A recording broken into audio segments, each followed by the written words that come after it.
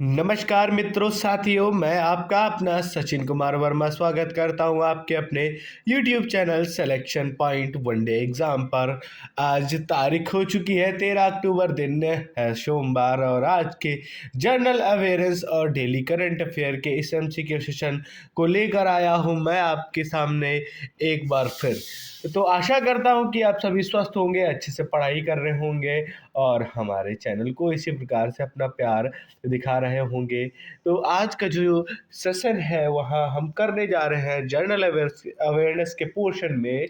हम करेंगे जितने भी इम्पोर्टेंट स्पोर्ट्स इवेंट्स 2025 में अब तक हुए हैं उनके बारे में, और साथ ही साथ में डेली करंट अफेयर के क्वेश्चंस भी करेंगे।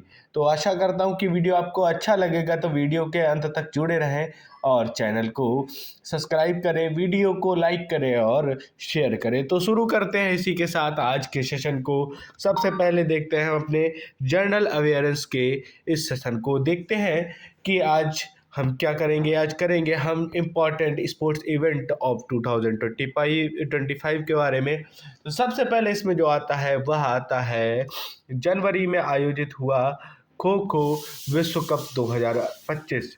ठीक है, तो जनवरी में आयोजित हुआ या खो खो विश्व कप 2025 क्या है। ठीक है, तो जनवरी 13 से लेकर 19 तक नई दिल्ली में पहला खो खो वर्ल्ड कप का आयोजन हुआ। इसमें पुरुष और महिला दोनों टीमों ने भाग लिया।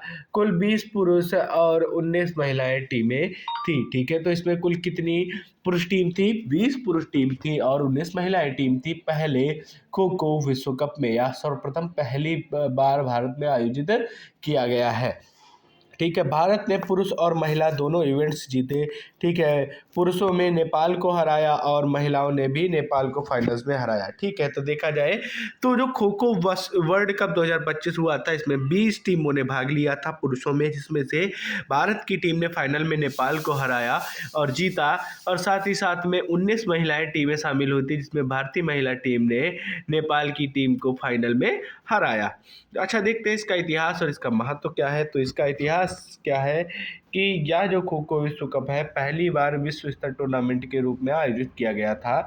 ठीक है, पारंपरिक भारतीय खेल को वैश्विक मंच मिला इसके माध्यम से और इसकी लोकप्रियता बढ़ने की संभावनाएं बढ़ी। इसके बाद देखेंगे भारत के लिए गर्व की बात है जहां खेल अभी इंटरनेशनल लेवल पर पहुंच चुका है और बहुटीमी प्रतियोगिताएं भी आ रही हैं। ठीक है, तो क्या है, इससे देखेंगे तो हमारा जो भारत का पारंपरिक खेल है उसको एक वैश्विक मंच मिला है। साथ ही साथ में इस खेल की लोकप्रियता भी बढ़ेगी और यह भारत के लिए एक गर्व की बात भी है। तो आगे बढ़ते हैं, अब देखते हैं हम अपने अगले इवेंट को। अगला इवेंट हमारा ऑस्ट्रेलियन ओपन। ठीक है, तो ऑस्ट्रेलियन ओपन भी कब होता है? यह होता है जनवरी में। ऑस्ट्रेलियन ओपन जो टेनिस का ग्रैंड स्लैम टूर्नामेंट है यह भी जनवरी में आयोजित होता है। ठीक है, तो इसमें महिला एकल के फाइनल में मैडिसन की ने किसको? आर्यना सैलेनिका को हराकर अपना पहला ग्रैंड स्लैम खिताब जीता। ठीक है, तो महिला एकल फाइनल में मेडिसिना कीज ने क्या आर्यना सैलेनिका को हरा करके पहला ग्रैंड स्लैम खिताब जीता। इसी जगह पे देखेंगे तो पुरुषों का जो ऑस्ट्रेलियन ओपन था वह जीता गया था जैनिक सिनर के द्वारा और इसके रनर अप रहे थे अलेक्जेंडर जेवरेव। ठीक है, तो क्या था? अलेक्जेंडर जेवरेव इसके रनर अप रहे और जैनिक सिनर ने ऑस्ट्रेलियन ओपन मेंस सिंगल जीता।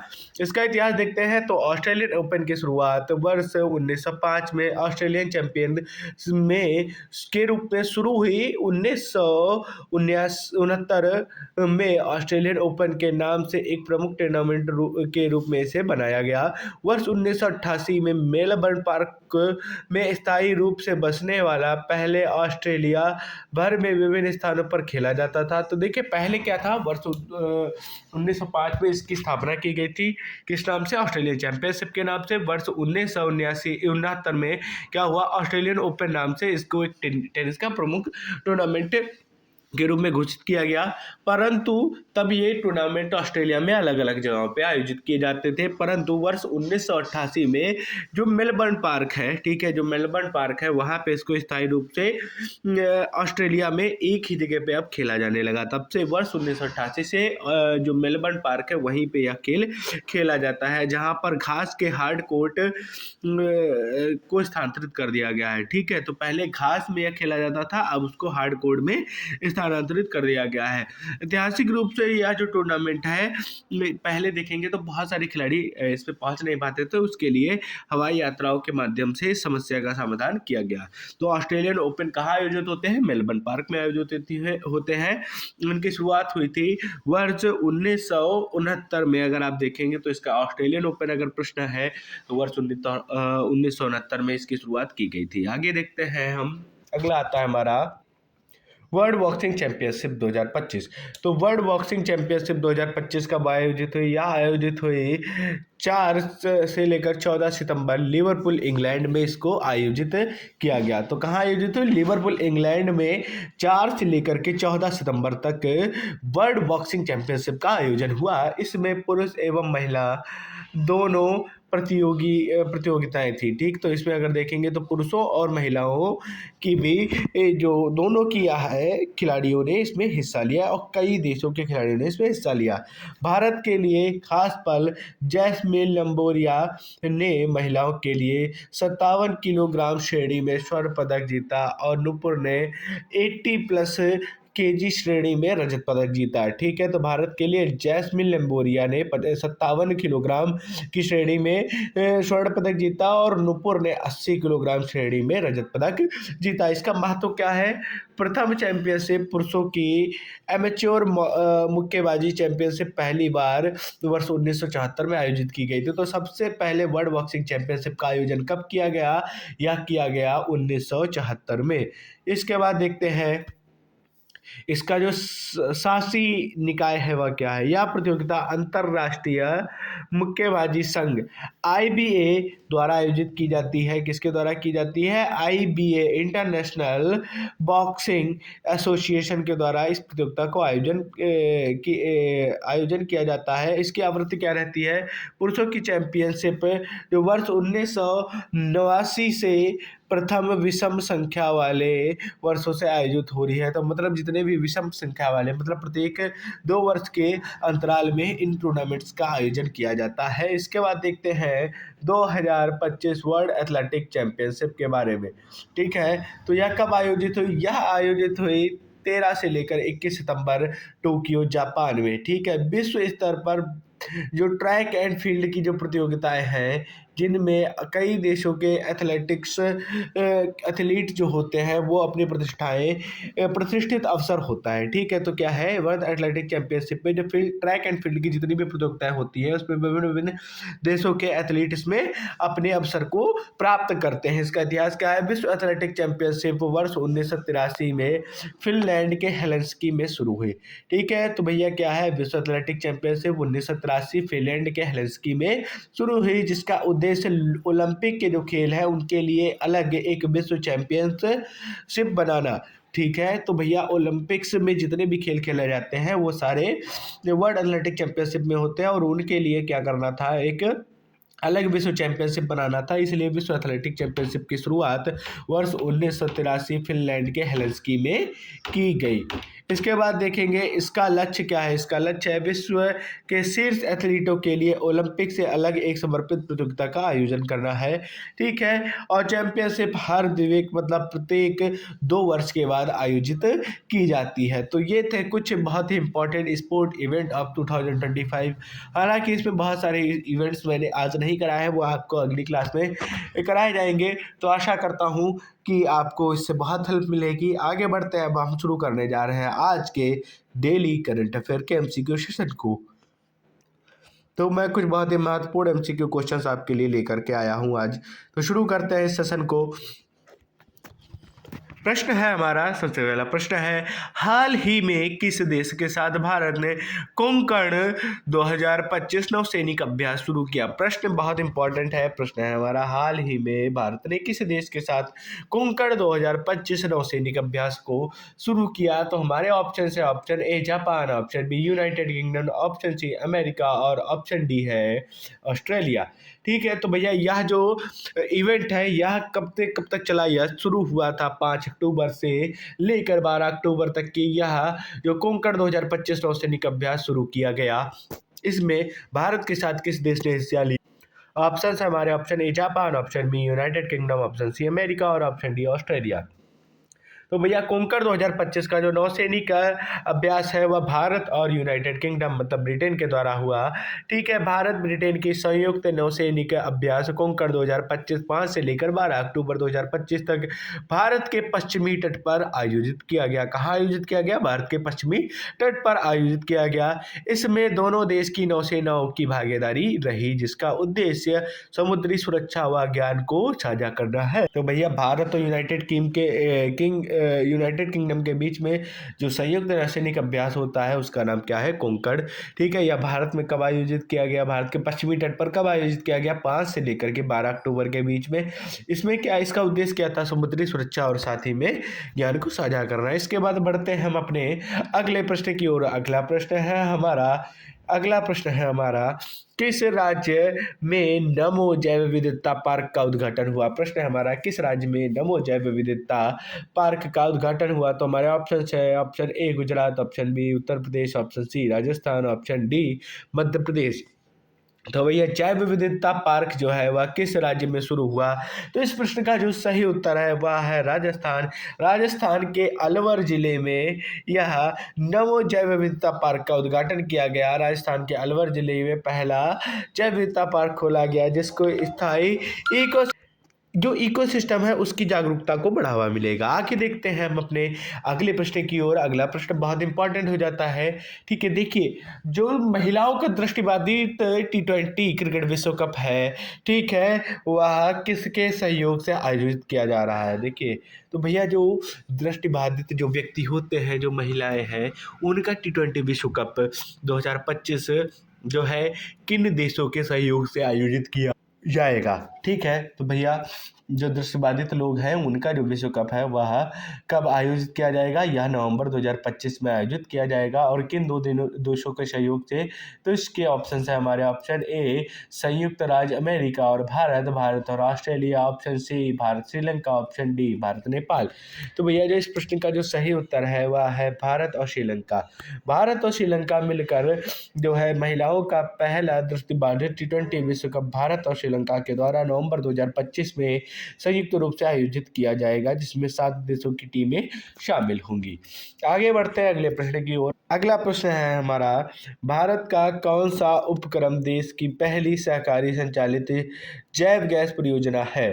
ठीक है, तो भारत का ऐसा कौन सा उपक्रम है जो भारत की पहली सहकारी संचालित जैव गैस परियोजना है? तो हमारे ऑप्शन है, option A Gujarat co-op, option B ICICI biogas, option C Mahindra corporate, option D कोई नहीं। तो भैया जो ICICI बायोगैस जो है वह भारत की पहली सहकारी संचालित जैव गैस परियोजना है। भारत ने नवीनतम सहकारी संचालित परियोजना के तहत संपीड़ित जैव गैस और पोटाश उत्पाद को शुरू किया है। आगे बढ़ते हैं अगले प्रश्न की ओर। अगला प्रश्न है हमारा, भारतीय नौसेना ने हाल ही में कौन सा जहाज शामिल हुआ है? प्रश्न है हमारा, भारतीय नौसेना ने हाल ही में किस नए जहाज को भारतीय नौसेना में शामिल किया है? ऑप्शन है हमारे, INS Vikrant, option B INS Vaibhav, option C INS Androth, option D INS Tir. देखेंगे, ठीक है, तो INS विक्रांत, INS वैभव, INS एंड्रोथ और INS तीर। तो देखिए INS विक्रांत को सर्वप्रथम भारतीय सेना में शामिल किया गया था नौसेना में 4 मार्च 1961, जो भारत का पहला विमान वाहक पोत था। ठीक है, जो इसका नया वर्जन है उसको 2 सितंबर 2022 को इसको जो है इसमें क्या किया गया, शामिल किया गया है, जो कि भारत का पहला स्वदेशी निर्मित विमान वाहक है। इसके बाद हम देखेंगे जो आईएनएस तीर है इसको 1 अप्रैल 1986 में प्रथम प्रशिक्षण स्क्वाड्रन के रूप में शामिल किया गया था। इसके बाद आता है कि भैया अभी किसको शामिल किया, इसको शामिल किया गया है आईएनएस एंड्रोथ को। ठीक है, तो आईएनएस एंड्रोथ को 6 अक्टूबर 2025 में भारतीय नौसेना के द्वारा शामिल किया गया। इसमें नौसैनिक शक्ति से वृद्धि होगी। इसके बाद देखेंगे अगले प्रश्न की ओर। अगला प्रश्न है, भारत में किस राज्य में माझे घर योजना को अमित शाह ने शुभारंभ किया।